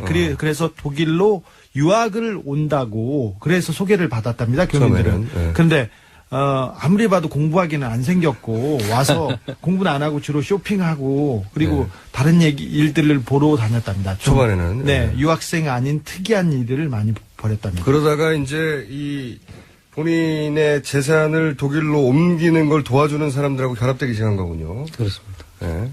그래서 그러면 이번에 가서는 초반에 그 일을 도와준 사람들의 증언을 들으신 거예요? 네, 그런 분들 서너 명을 만났습니다. 내가 이런 식으로 도와줬다. 네네. 같이 회사를 만들었고, 그 다음에 정윤회 최순실 씨와 어떻게 어울렸으며, 어떤 한 분은 정윤회 최순실 씨의 결혼식에 참석했다는 분도 있었습니다. 굉장히 구체적인 증언을 들으셨나요? 그리고 정유라의 처음에 임신하기 위해서 노력했던 부분들과 또 사적인 관계까지 그리고 정유라가 최순실 씨하고 이제 같이 왔을 때 자기가 맡아서 케어했다는 이야기 뭐 그런 이야기들이 쭉 요번에 상당히 대단히 구체적으로 들을 수 있었습니다. 초반에 그러면 맺어진 인연으로 그 인연이 끝난 건가요? 아니면 지금도 이어지는 건가요? 지금도 이어지고 있고요. 어떤 분은 대를 이어서 최순실 씨의 그 재산을 위해서 재산을 관리하거나 아니면 대를 이었다는 건 처음에 만났을 때는 아버지 때를 만났고 지금은 그 아들이 그런 일을 한다는 건가요? 최근에 정유라 씨의 그 보호자 그리고 뭐 도피를 도와주고 있다고 지목된 데이비드 윤이라는 분이 있지 않습니까? 그분의 아버지와 그 최순실 씨가 굉장히 가까운 사이였습니다. 초반에는 그분이 박 대통령이 삼촌이라고 불렀다고 하고 그렇죠. 그렇습니다. 최순실 씨는 오빠라고 불렀었는데요. 그분은 한국 그 파독 광부셨고 제독 동포의 대부 같은 분이세요. 그 성격도 호방하시고 그리고 인맥도 넓고 한국에 있는 정관계하고도 굉장히 넓은 인맥을 과시합니다. 그리고는 이분이 많이 베푸셔서 지금도 주변에 사람이 많이 따릅니다. 근데 그분을 만나서 초기에 최순실 씨를 도와줬던 그분을 만나서 그분을 통해서 직접 들으신 얘기예요? 네, 그렇습니다. 처음에 이런 식으로 정착을 했다. 네. 그리고 이런 식으로 재산을 부동산으로 바꿨다. 초반의 방식이 거기서 나온 거네, 그러면? 부동산으로 돈을 어떻게 은닉했다 이런 얘기는 안 하셨고요. 처음에는 때리려고 그랬어요, 저희를. 근데 그 이후에 얘기를 하면서 사적인 최순실과의 관계, 그다음 그 이후에 이어져 왔던 이야기들을 계속 하시기 시작하셨습니다. 그러면 그 아들 때인 데이비드 유는 어떤 역할을 했는지 구체적으로 나옵니까? 이번에 그 편지도 나왔던데?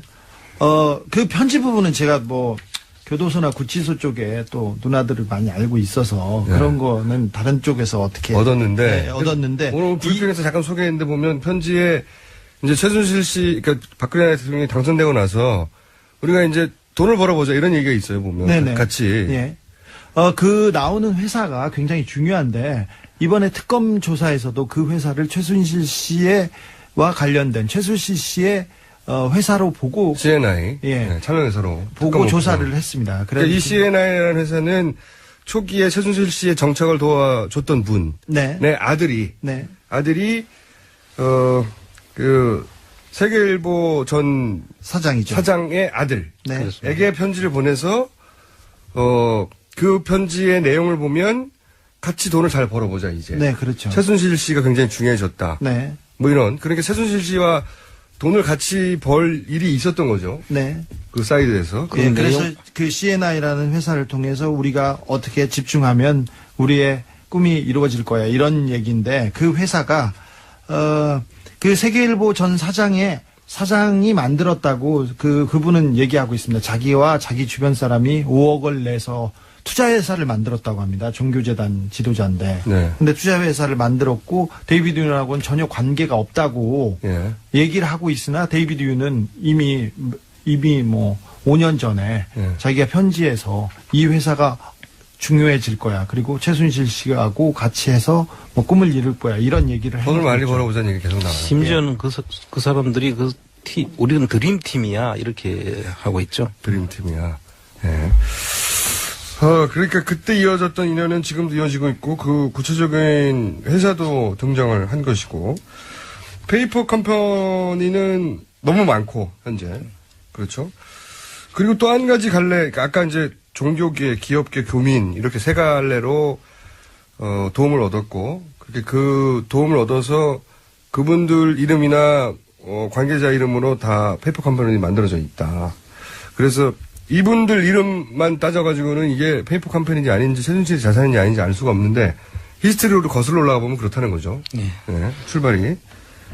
또 한 가지 덩어리가 이게 있지 않습니까? 지금 얘기한 건 최순실 씨가 나중에 독일로 옮긴 자산에 관한 의혹들이라면 애초에 이제 스위스은행과 관련된 또 의혹들이 있지 않습니까? 이거는 박정희 전 대통령 생전에 그쪽에 계좌가 있지 않았을까 하는 미국 의회 보고서도 있고, 그리고 그걸 추적했던 우리나라 기자의 예. 그 메모들도 있는데, 이 스위스은행 관련해서는 유경수 여사의 언니, 유긴순 씨 장남, 홍세표 씨가 또 연관이 있는 의혹이 있다면서, 이게 내용이 어떻게 되는 겁니까? 홍세표 씨가 유경수 여사의 언니 유긴순 씨의 장남으로 돼 있는데요. 예. 이분이 74년에서 76년까지 그 외환은행 프랑크푸르트 지점장으로 네. 근무를 하면서 그 당시에 외환은행 스위스 사무실을 개설을 합니다. 예, 없다가. 예. 그래서 이 시점이 이제 좀 눈여겨볼 만한 대목인데요. 예. 그 74년과 76년은 그 당시에 이우락 비서실장이 예. 그 박정희 대통령 눈에 벗어나가지고 예, 미국으로 갔죠. 한때 외국으로 네네. 그때 지금 그 내용으로 보면 바하마로 도망을 간 걸로 되어 있습니다. 그런데 그 바하마에 있을 때 그 당시에 이 시기하고 지금 일치를 하는 겁니다. 아하. 그때 이제 그 이우락 씨 일가 사위와 아들이 관리하던 스위스 계좌를 예. 그 책 내용에 보면 박근혜 대통령으로 이름을 바꾸는 그런 이야기가 나옵니다. 원래 이유락 씨가 관리했었는데 사실 관계가 틀어져가지고 해외로 뜨니까 이제 관리자를 바꿔야 되는 상황이 됐던 것으로 추정이 된다. 예, 그래서 이 시기도 상당히 지금 중요한 시기적으로 일치하는 게 있습니다. 그리고 이분이 이분이 근무를 하다가 나중에 그 스위스 사무실이 98년도에 2000년도에 그 사무실을 닫습니다.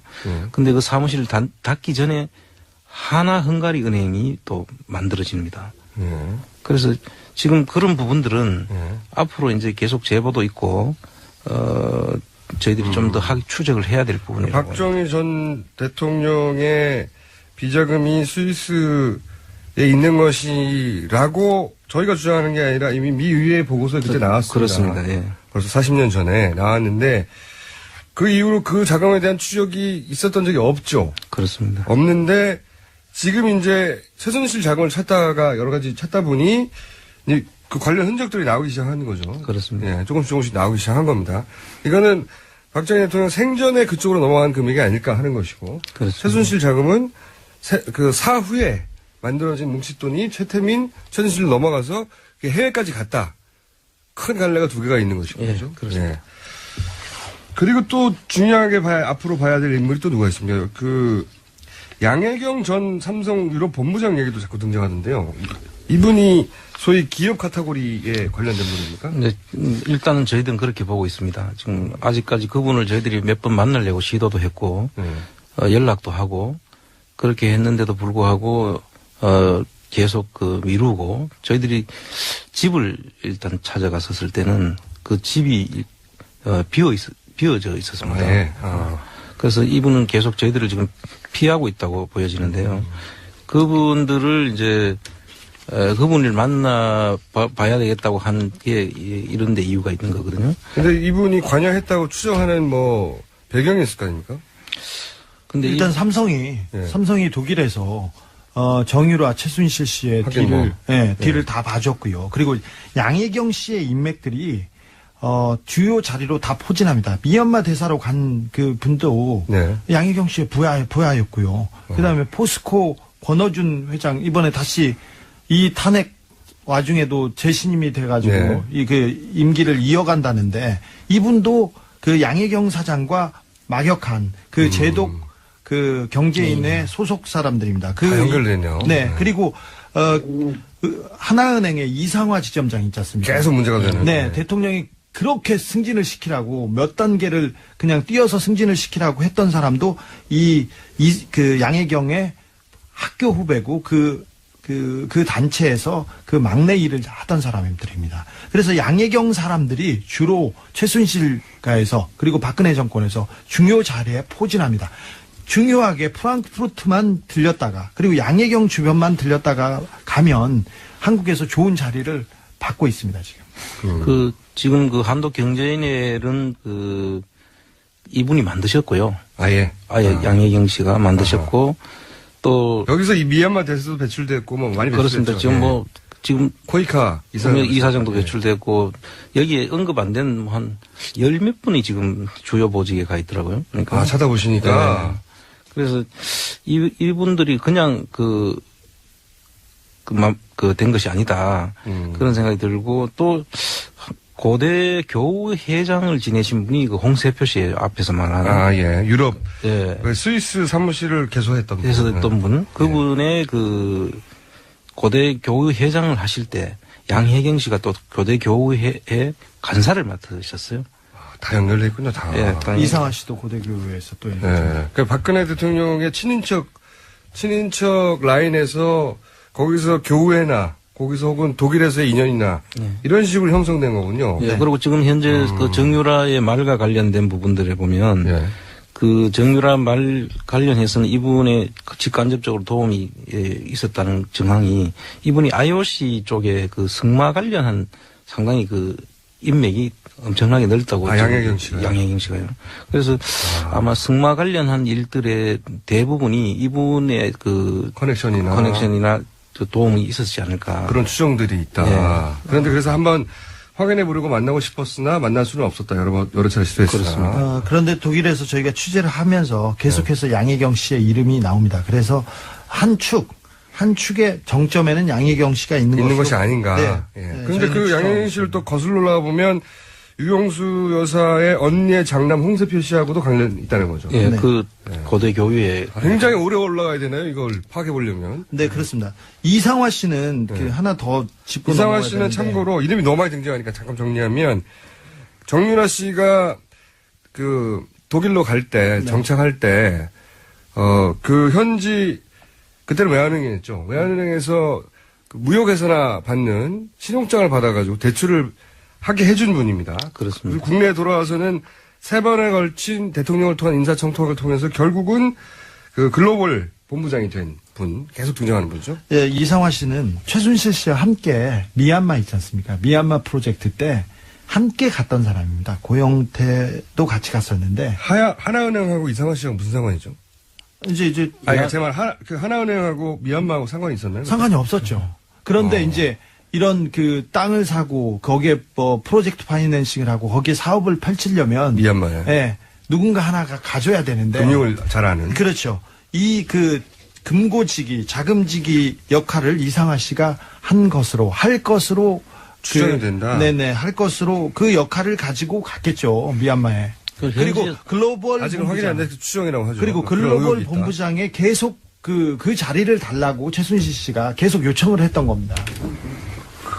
그렇죠. 네. 그 현지에서 들은 이야기는 그 이상화 씨가 그 현지 부동산도 상당히 그 최순실 씨 쪽에다가 소개도 하고 알려줬다는 그런 아, 이야기가 독일 그 지점장을 할 때. 할 때. 그건 팩트입니다. 부동산을 많이 연결해주고 많이 소개해주고 그랬어요. 최순실 씨가 독일에서 돈 문제를 해결하는데 큰 도움을 준 사람이군요. 네네. 그렇습니다. 예. 그리고 국내 와서는 글로벌 영업 본부장이 됐고, 그 최순 인사청탁을 통해서. 네, 자리를 만들어서 줬죠. 예. 그게 이제 안종범 그 수석의 다이어리에 나온 내용이고. 네. 저희가 사실은 오늘은 처음 모신 거라서 좀 두섭긴 합니다만은 한번 총 정리를 제가 해드릴게요, 나중에. 그래서 이상화 씨 이름이 자꾸 등장하고. 그러면 이렇게 쭉 해보시니까 아직 뭐 다 알아낸 것도 아니긴 하겠습니다만은 대략 이렇게 보시니까 해외에 넘어간 재산의 규모가 어느 정도 될 것 같다고 생각하십니까? 지금 그 재산의 형태가 예. 그 지금 재산으로 남아있는 형태가 뭐 물론 부동산이 있는데 그 부동산도 차명으로 다 돼 있고요. 그 다음에 그걸 좀 확인을 거쳐야 되죠. 그렇죠. 두 번째는 이 법인 속에 지금 법인의 뭐 종목이 뭐든 간에 업종이 뭐든 간에 다 부동산이었지 않습니까? 네. 그리고 그런 아까 뭐 부분들하고 2천억 같이 이렇게 들어온다든지 네. 또 그 지금 스위스 쪽은 아직 저희들이 확인도 지금 전혀 못한 상태고. 그렇죠. 그래서 이런 부분들은 뭐 엄청나다라는 정도만 우리가 얘기할 수 있지. 금융자산 아예 확인도 못한 거죠. 예, 그렇죠? 그렇습니다. 그래서 그 부분을 지금 현재 뭐 얼마다 이렇게 이야기하는 것은 의미가 없고요. 많다. 많다. 엄청나게 많다. 엄청나게 많다. 아하. 어려운 점은 뭡니까? 너무 오래돼서. 이 재산 형성하는 과정에서 사람 이름도 바뀌고 법인명도 바꾸고 또 재산의 형태도 바뀌어지고 네. 이런 과정들을 거쳤기 때문에 게다가 복잡하게. 예, 아주 복잡하게 꼬아놓고 그래서 최순실 씨가 구치소에서 그랬다는 거 아닙니까? 찾아보라. 다 몰수해라 있으면. 네. 이렇게 이야기했다는 거죠. 자신 있다는 거죠. 예. 그래서 이런 부분들을 감안할 때 상당히 찾는 데는 힘이 들고 저희들도 지금 다녀보니까 아무 지금 저희들이 수사권 조사권도 없는 상태에서 맨 땅에 지금 그렇죠.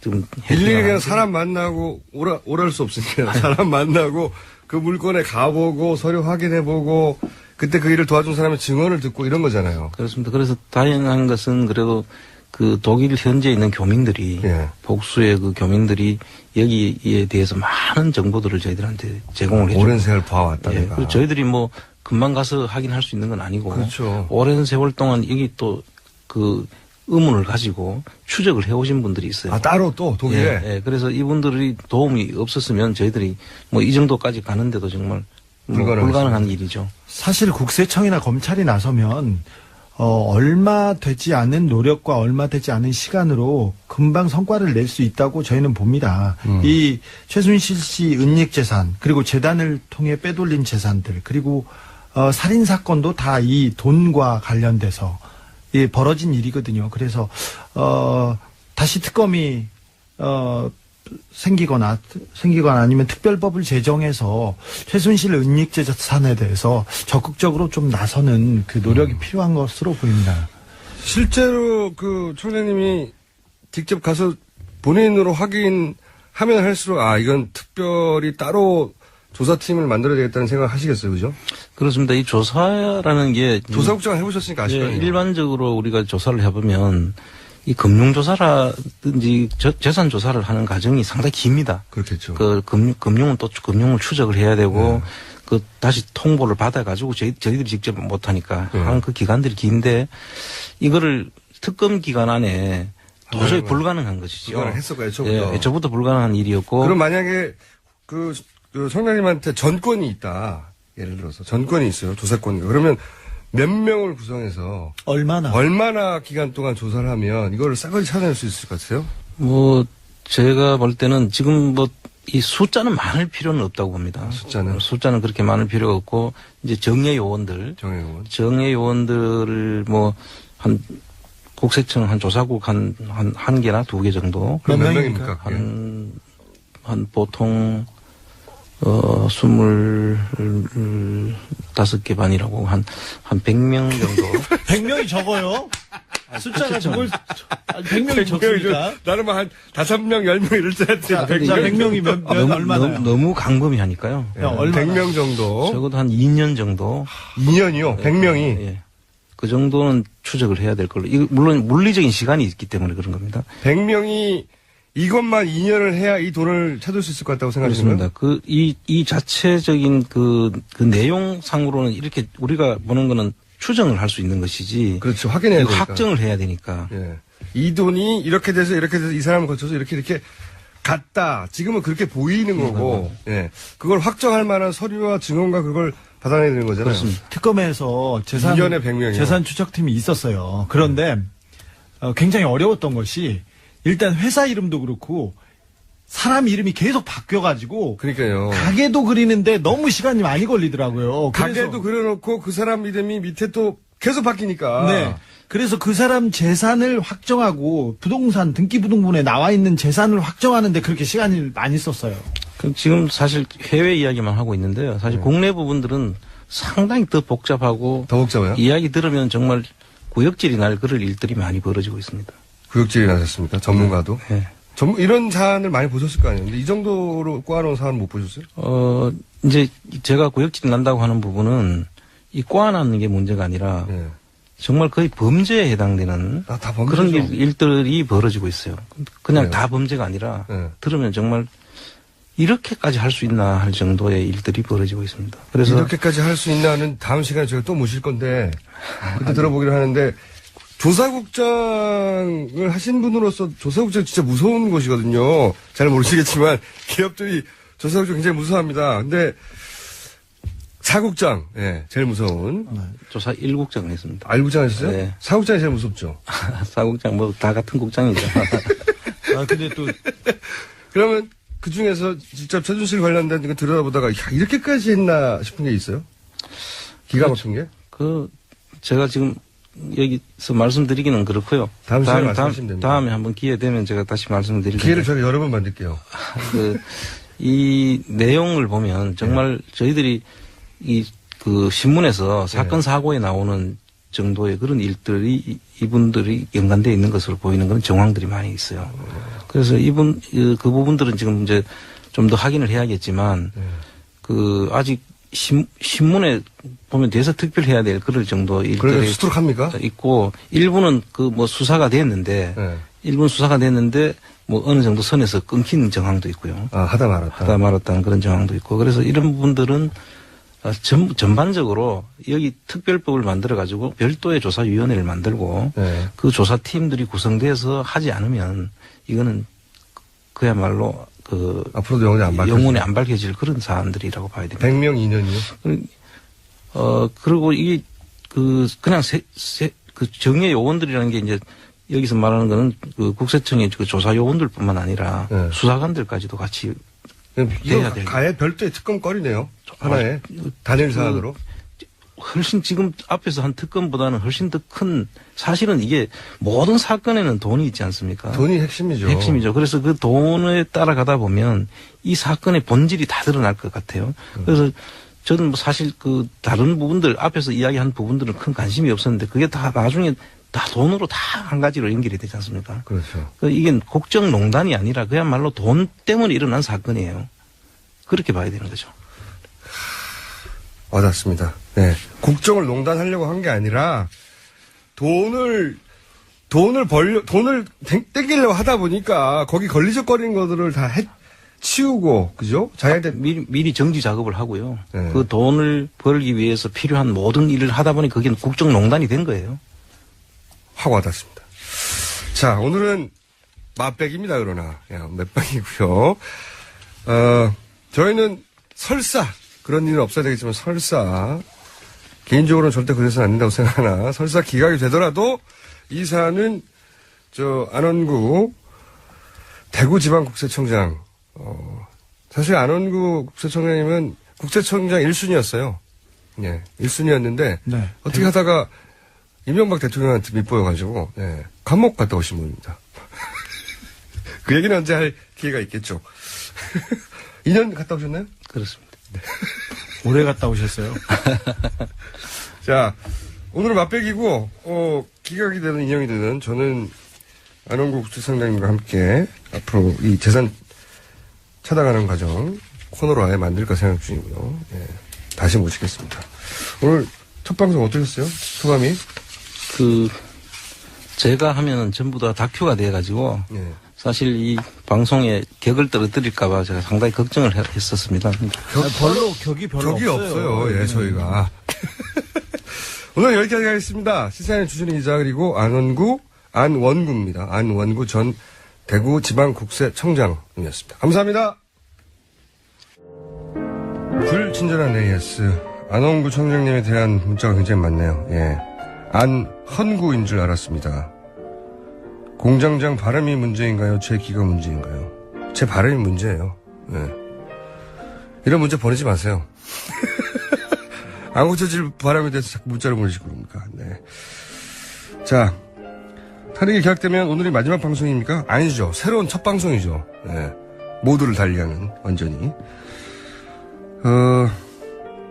아침이면 찬송가만 듣던 회사의 근처에 있는 식당 사장님이 언젠가부터 뉴스 공장만 들으십니다. 복음인가요? 고등학교 2학년 딸이 양치질하면서 교통방송 로고송을 부르고 있네요. 춘천에 사는 분인데, 예. 춘천여고 2학년 전인지 파이팅. 양치질 할 때만 로고송을 부르나 봅니다. 자, 여기까지 하겠습니다. 자, 동심도 파괴하고, 예. 민속도 파괴하고, 다 파괴하는 파괴자 황교육 마카렘 씨 나오셨습니다. 예, 안녕하세요. 황교익입니다. 예. 듣다 보면은 속절없이 이 닭은 우리는 이제 전통 전례로 내려온 우리 땅에서 쭉 커온 닭인 줄 알았더니 다 미국에서 오고 막 일본에서 넘어오고 막 삼겹살 오래전부터 먹은 줄 알았더니 70년대 일본에서 수출하고 남은 거고 막. 자, 근데 여기 들어오시기 전에 안원구 전 국세청장 대구 국세청장 깜짝 놀랐어요. 깜짝 놀랐죠. 야, 어마어마한 재산이 바깥에 떠돌고 있다는 거 이거 빨리 거둬들어야죠. 우리 경제 사정도 안 좋은데. 근데 방송 저는 쉬는 시간에 하신 말씀이 자기도 사실은 믿지 않았다는 거예요. 저도 사실 이런 음모론, 주진우 기자, 김우준 총수 이렇게 이야기하는 음모론 잘 안 믿거든요. 음모론 아니라니까 제가 말씀드렸게 생각하지만 음모론 아니라니까. 근데 좀 많이 믿고 있어요. 처음에는 믿기 어려운 거죠, 다들. 이분도 평생 그걸 추적하신 분이고, 그래서 청장관이 되신 분이고, 조사국장도 하신 분인데, 에이, 설마. 설마 그런 일이 있겠어 하는데, 이제, 보다가 역겹고, 놀랍고, 내가 이거 꼭 찾아내야 되겠다는 결의도 생기고. 대한민국 상상하지 못하는 일들이 다 이렇게 현실이 된다는 게. 국정농단이 아니래잖아요. 돈 때문에 그랬다잖아요. 알고 봤더니. 이분 말이 저는 정말 본질이라고 봅니다. 맞아요. 돈 하다가, 그래서 인사도 개입한 것이고, 돈 하다가, 해외 진출이 뭐니 다 돈이에요. 그래서 이 돈을 찾아서, 부정하게 확보한 돈들은 회수하면 이 일은 그제서야 끝이 난다. 그렇죠. 네. 회수해야죠. 비자금 있으십니까? 없어요. 집사람 몰래 숨겨놓기도 힘들어요, 요즘. 그래요? 네. 아니, 뭐 이렇게 양복 주머니 안이라든가 아니요. 그런 거 다 틀려요. 장판 밑에 뭐 이런 데. 안 됩니까? 안 돼요. 시도는 해보셨는데 들켜서 포기하신 거예요? 여러 번 들켜가지고, 이제는 안 해요. 절대 여기는 들킬 리가 없다고 생각하고 넣었는데 들킨 거 어디에서? 에이, 그런 거 이야기하면 안 되죠. 왜요? 그런 거 왜 해야 돼요, 제가? 그걸 지금? 왜? 또 들키려나? 황 선생님은 예. 그런 것을 숨길 것이라고 사모님이 생각하신 거군요, 평상시에. 이 양반이 이게 숨겼어. 딴 이야기 하죠, 딴 이야기 하죠. 숨겼어, 그러면서 네. 막 드시는 거죠. 다 나와. 다 들켜. 자, 오늘은 어떤 음식입니까? 신설로 이야기 하려고 그래요. 신설로? 뭐 탄핵도 뭐 이게 가까우고 하는데, 그 박근혜 대통령이 이제, 한테는 신설로. 청와대의 추억의 음식이 될 것 같기도 하고, 박 대통령이 신설로를 좋아했답니까? 청와대의 만찬, 예. 메인 메뉴가 신설로예요. 아, 그래요? 예. 박 만찬 안 대통령 가봤죠? 시절에는 저는 청와대 박근혜 대통령한테 초대받았을 리가 있나요? 아니, 근데 이 만찬에 그 신슬로가 오르는 것은 꽤 오래됐어요. 아, 그렇구나. 언제부터인지 한번 뭐 박정희 정부 때부터일 수도 있어요. 전통 음식이라고 뭐 이렇게 올라갔나 보죠? 예. 그래서 그러니까 그때였죠. 그러니까 김대중 대통령과 노무현 대통령 두 분을 모셨던 그러니까 의전을 담당하시는 분을 한번 의원이 술자리에서 한번 네. 그 이야기를 나눈 적이 있어요. 네. 우리나라에는 국빈 만찬을 낼 때 메인 음식으로 신슬로를 내는데 궁중 음식이었기 때문에 그렇게 하는 거예요? 그러겠죠. 그래서 뭐 음식 코스로 이렇게 나오다가 갑자기 이렇게 불이 꺼진대요. 그리고 주방 쪽을 향해서 스포트라이트가 탁 떨어지고, 그러면 요리사들이, 쟁반에다가 신슬로를 들고 이렇게 딱. 이벤트군요, 하나에. 그렇게. 그래서, 그냥 뭐, 청와대에서는 그렇게 해오던 음식이니까, 뭐 그러고 있는데. 궁중 음식이니 청와대 격이 맞다, 뭐 이렇게 생각했나 보죠. 근데 그 의전 담당이 외국에, 그러니까 노무현, 노무현 대통령 때 외국에 동남아시아 순방을 갈 때 같이 따라 나갔대요. 근데 이제 외국에서 이제 국빈 만찬이 벌어지는 거죠. 다른 나라 우리나라 만찬. 대통령이 이제 거기에서 초대받아서 손님이 되고요. 근데 거기서도 이제 음식이 여러 코스가 나오는데 그렇죠. 갑자기 거기서 불이 꺼지더래요. 불 꺼지고. 주방 쪽으로 향해서 스포트라이트가 탁 떨어지면서 들고 나오는데 신슬로를 들고 나오더래요. 외국에서요? 어느 외국입니까? 그 동남아시아 어디라 그러는데 그때 제가 술이 좀 마셔가지고 국가가 기억이 안 나요. 그러니까 그러니까 동남아시아 한 국가에서 자기들이 하이라이트를 주면서 우리나라의 대표 어떤 궁중 음식이나 아니면 기빈을 접대하는 음식하고 들고 나오는데 신설로를 똑같이 들고 나오더라고요. 우리 거 베낀 게 아니고?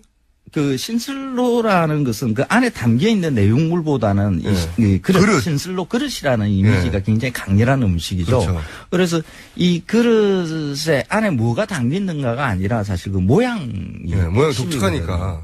근데 이런 모양의 그릇, 이 신슬로라는 것은 우리나라뿐만이 아니라 원래 만들어진 것은 중국에서 만들어졌고 중국의 문화권에 있는 나라들은 다 써요.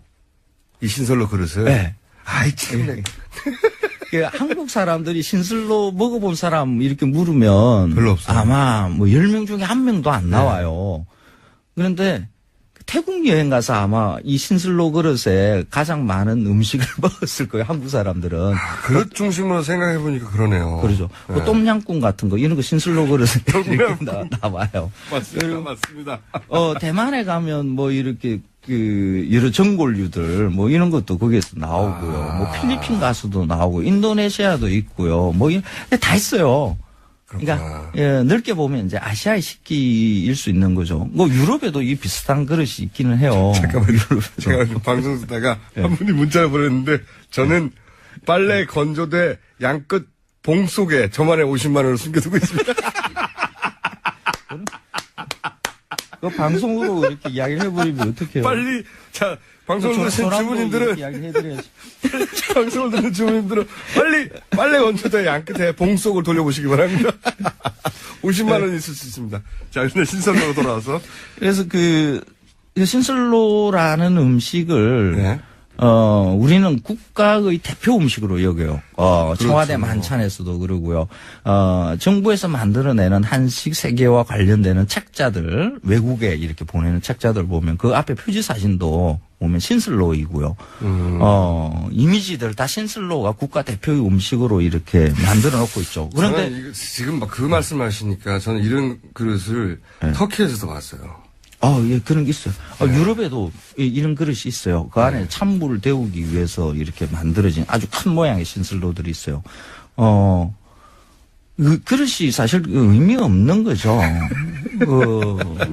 그런데 궁중 음식이 지금 파괴되고 있습니다. 하여간 한국인들이 아예 거의 안 먹는 음식, 요리할 수도 없고, 그 신슬로 그릇 집에 가지고 계신 분들은 아마 거의 없을 거예요. 없죠. 그런데 그런 음식을 두고 대한민국의 국가대표 음식으로 여기고, 청와대 만찬에서 먹고 하는 게 이게 정상적인 일인가 한번 생각해 볼 필요가 있는 거죠. 이 음식의 역사, 그러니까 그릇이나 이 음식의 역사에 대해 잘 몰라서 그럴 수도 있겠네요. 그 왕국의 시대에 왕이 먹는 아주 특별한 뭐 일반의 사람들이 먹지 않는 그런 음식을 먹겠죠. 네. 그런데 민주공화정에서는 대통령의 음식이 왕이 먹는 나만의 음식, 뭐 청와대에서만 먹을 수 있는 음식 이런 것을 만들어 놓으면 안 되는 거죠. 일리 있는 이야기고요. 네. 그냥 일상의 음식이 멋진 김치찌개를 차라리 만들든가. 그렇죠. 네. 외국인의 뭐 국가에 이렇게 정상이 왔을 때 내놓는 음식도 사실 뭐 조선의 궁중 음식을 유래해서 그건 뭐 우리 지금 민주공화정에서 무슨 궁중 음식을 따집니까? 그런 음식. 근데 모양도 예뻐서 그러는 것도 있을 것 같아요. 색깔별로 이렇게 쫙 음식을 동그랗게 해가지고 하면 비주얼이 좀 그럴듯해서. 모양이 예쁠 수는 있죠. 그런데 가운데 뭐 순 넣고 열 데우기 하긴, 뭐 요즘 순 넣기가 힘드니까 그 안에 그냥 알코올 이렇게 데우는 거거든요. 이런 음식이 신슬로우를 이제 잘 못 드신 분들, 한 번도 아직 못 드신 분들, 이런 분들을 위해서 그 맛이 어떤가 대충 이야기를 드릴게요. 소고기나 돼지고기, 해산물 뭐 이런 것을 전으로 부치거든요. 그리고 그 외에 뭐 표고버섯이니 미나리니 뭐 이런 것들도 이렇게 들어가요. 근데 국물 베이스는 보통 소고기 국물로 해서 내는데 그 맛이 어떤 맛이냐 그러면 우리 그 명절 때 여러 부침개를 하고 명절 음식 했는데 이렇게 막 남아 돌아갈 때 그거 다 때려 넣고 이렇게 탕 끓이잖아요. 그걸 이제 지역에 따라서는 뭐 잡탕이라 그러기도 하고 어떨 때는 모양이 안 좋으니까 거지탕이라 그러기도 하거든요. 그 맛하고 같아요. 그래요? 전을 부쳐가지고 이렇게 탕을 끓이면 딱 그 맛이 그냥 기름 전 부칠 때 나는 약간의 고소한 맛에 고기 생선 맛 이 정도 나는 음식이거든요. 뭐 그 정도의 음식을 가지고 마음에 안 드시는군요. 히스토리도 그렇고 그릇도 그렇고 이게 그렇게 대단하지 않은 음식인데 국가를 대표하는 음식이 되냐 하는 것이에요. 그렇죠. 우리는 그 대통령이라는 그 자리를 그 왕의 자리로 착각을 그 인식도 마음에 안 많이 드시는 해요. 거고. 그러니까 이런 음식에 그 청와대에서 만찬으로 내놓는 음식이 그 대한민국 국민 대부분이 먹고 보지도 못한, 듣도 보지도 못한 이런 음식을 낸다는 것이 이런 의식을 이게 반영하고 있는 것이 아닌가 하는 거죠. 그 음식 얘기에 대한 반응은 없고 다 이제 자기 비자금 어디 씁니다는 문자가 오고 있어요. 또 계량기 안에 씁니다는 얘기 나오고요. 자동차 핸들 카바 안에 숨기라는 얘기. 비자금. 그러고 보니까 그 퐁듀 있잖아요. 퐁듀. 네. 퐁듀 그릇도 비싼 거 맞습니다. 맞아요. 이런 거 비싼 거 많이 있어요. 맞습니다. 아하. 그리고 그보다 더 중요한 것은 대통령이 왕의 음식이라고 그것을 대표 음식으로 여기는 것은 민주공화정에 맞지 않다. 맞지 않죠. 그래서 그때 당시에 이제 김대중 노무현 대통령 때 의전 담당했던 분도 새로운 음식을 어떻게 한번 만들어 보려고 노력을 했었는데 그게 잘 안 됐다라고 이야기를 하더라고요. 그래서 여기까지 하셔야 됩니다. 네. 이번 주 여기까지 하시고요. 이제 주말에 토요일 날 광화문 가서 고기 먹는 일은 더 이상 없어야 될 텐데. 내일 이제 뭐 끝난 거 아닌가요? 자, 좀 기다려봐야 돼요. 다음 주에 어떤 얘기가 이어질지. 오늘 여기까지 하겠습니다. 황교익 씨였고요. 저는 김어준이었습니다. 고맙습니다. 월요일에 다시 뵙겠습니다. 안녕.